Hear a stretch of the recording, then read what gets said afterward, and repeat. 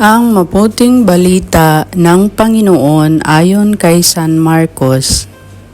Noong panahong iyon, isa sa mga eskriba ay lumapit kay Jesus at nagtanong, "Alin pong utos ang pinakamahalaga?" Sumagot si Jesus, "Ito ang pinakamahalagang utos. Pakinggan mo, Israel, ang Panginoon na ating Diyos. Siya lamang ang Panginoon. Ibigin mo ang Panginoon mong Diyos ng buong puso, ng buong kaluluwa, ng buong pag-iisip at ng buong lakas. Ito naman ang pangalawa. Ibigin mo ang iyong kapwa, gaya ng iyong sarili. Wala nang ibang utos na hihigit pa sa mga ito." "Tama po, Guro," wika ng eskriba. "Totoo ang sinabi ninyo.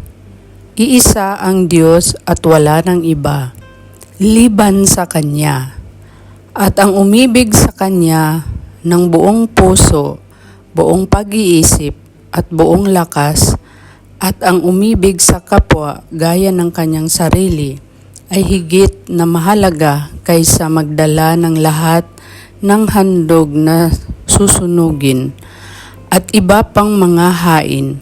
Nakita ni Jesus na matalino ang kanyang sagot, kaya't sinabi niya, "Malapit ka nang mapabilang sa mga pinaghaharian ng Diyos." At wala nang nangahas magtanong kay Jesus mula noon.